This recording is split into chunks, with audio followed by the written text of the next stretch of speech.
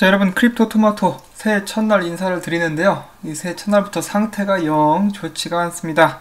딱 보시면 아시겠지만 비트코인 지금 썰매 타고 내려가고 있죠. 비트코인을 따라서 알트코인들 뒤에 포대기 한 장씩 깔고 같이 가격 내려가고 있는 상황 보여지고 있습니다. XRP는 19센트에서 간당간당하게 거래가 진행되고 있는 그런 상황이라고 볼 수가 있겠습니다.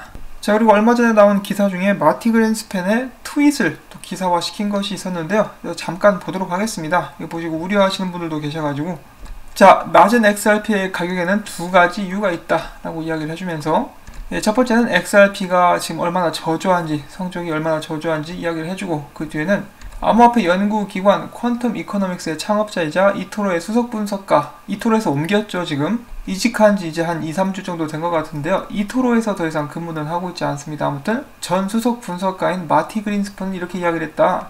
올해 리플이 도달한 여러 이정표에도 불구하고 XRP 가격은 이미 오랫동안 최저치를 유지하고 있는데, 이것에 대한 이유로 두 가지. 첫 번째로 가격 상승을 막고 있는 것은 리플이다. 이유는 바로 고질적으로 이제 지적이 되었던 부분들이 있었죠. 리플사가 XRP를 많이 보유하고 있으며 정기적으로 시장에 던지고 있다는 것. 두 번째로는 리플사의 기술을 이용하기 위해서 이 실시간 유동성을 사용하는데 XRP를 은행들이 들고 있을 필요가 없다라는 것이다. 리플의 협력업체 대부분은 자금을 신속하게 이동하기 위해 엑스커런트를 사용하고 있다. XRP에 의해 연료가 공급되는 실시간 유동성을 활용하는 것을 선호하는 협력업체는 거의 없다. 이것은 토큰 생태계에 대해서 유용성과 채택이 훨씬 더 적다는 것을 의미한다. XRP는 네트워크에서 채택 문제뿐만 아니라 리플의 단기 판매 압력에 직면해 있다. 그럼에도 불구하고 마티 그린스펀은 내 생각에는 비트코인과 XRP에 대한 전망은 장기적으로 여전히 꽤 낙관적이다 라고 이야기를 했다고 합니다. 자, 일단 이 기사 같은 경우는 제가 봤을 때 번역기를 돌려가지고 외국 기사를 가져오신 것 같은데요. 제가 하나둘씩 보도록 하겠습니다.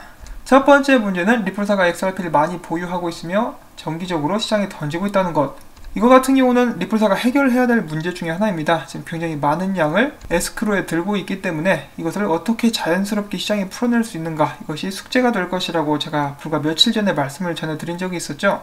그동안에는 정기적으로 던지고 있었는데 이 던지는 양을 최근에는 굉장히 많이 줄였다라고도 말씀을 드린 적이 있습니다. 불과 이틀 전에도 이것에 대해서 다룬 기사가 있었는데요. 에스크로어에서 풀리는 양을 88% 정도 줄였다라고 하죠. 그리고 프로그래밍 셀러 거래소에 파는 양도 새로운 볼륨 기준 측정치를 도입을 하면서 굉장히 많이 줄인 것으로 저희가 말씀을 드린 적이 있었죠.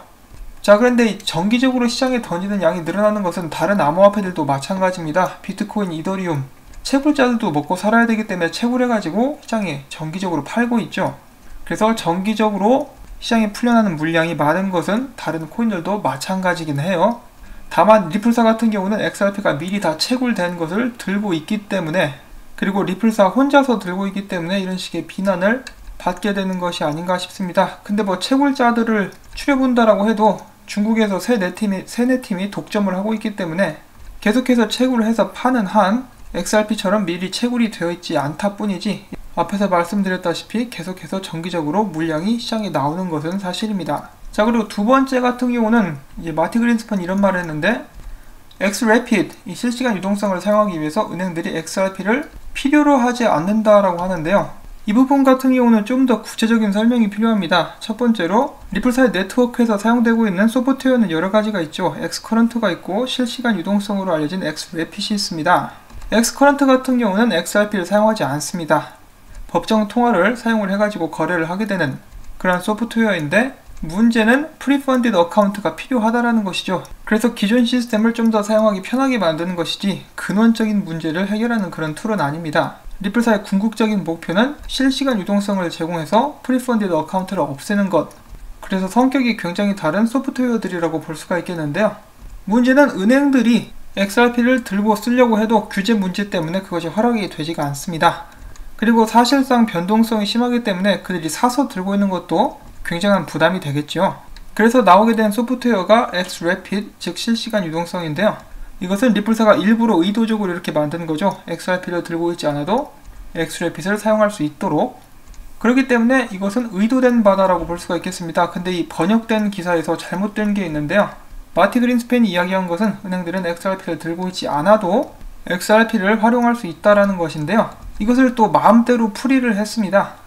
여기 보시면은 XRP에 의해 연료가 공급되는 실시간 유동성을 활용하는 것을 선호하는 협력업체는 거의 없다. 이것은 토큰 생태계에 대해서 유동성과 채택이 훨씬 적다는 것을 의미한다. 자, 이런 부분 같은 경우도 조금만 더 신경을 썼으면 충분히 알 수 있는 부분인데 그냥 아예 관심이 없죠. 지금 얼마 전에 나온 머니그램 CEO도 이야기를 해가지고 이것은 마법과 같은 일이다. 그리고 또한 최근에 많은 주목을 받았었던 코인필드의 솔로 제닉 프로젝트 같은 경우도 우리는 XRP를 선택을 했다. 이더리움이라는 옵션이 있는데도 불구하고 XRP를 선택을 했다라고 이야기를 했고요. 그 외에도 굉장히 많습니다. 머큐리 FX에서도 나왔었고 또 어디였었죠? 남아프리카 쪽에서도 나왔었고 XRP를 쓴 사람들이 나와가지고 좋다라고 이야기를 하고 있는데 이 선호하는 협력업체는 거의 없다라고 이렇게 이야기를 하면서 유동성과 채택이 적다는 것을 의미한다라고 했는데요. 그래서 제가 얼마 전에 공유한 것이 플래시 FX의 CEO 인터뷰였었죠. XRP를 굉장히 좋아하고 장래가 유망되는 기술인데 도입되기까지 시간이 좀 걸릴 것이라고 이야기를 했습니다.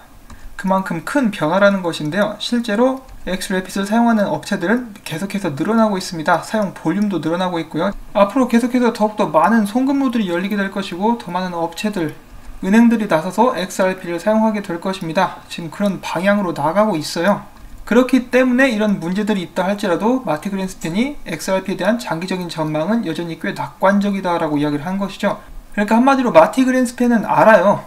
그것을 알기 때문에 장기적으로 낙관적이다 라고 이야기를 한 것인데 이걸 모르는 사람이 딱 저 트윗만 보고 자기 나름대로 해석을 덧붙여서 기사를 써 내려갔기 때문에 많은 사람들의 오해를 불러일으킬 수가 있는 것이죠.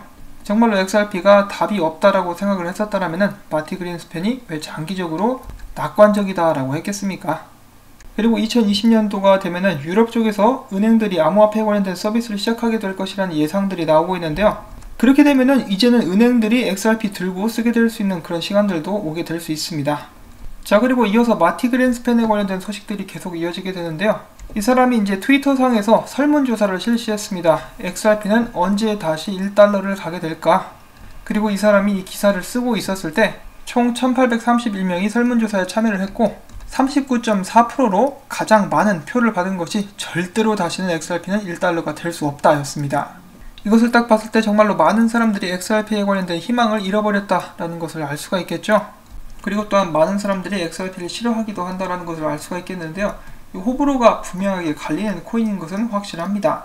자, 아무튼 그 후에 나중에 투표가 계속 진행이 돼가지고 총 2541명이 참여를 하게 되고요. 나중에는 더 많은 사람들이 희망과 함께 2020년에는 1달러 이상 가게 될 수 있을 것이다 라고 투표를 했다라고 합니다. 자, 과연 가게 될 수 있을까요? 그렇게 되면 좋겠습니다.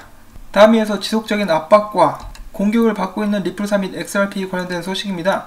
이 비트플라이어 블록체인 공동 창업자가 이야기합니다.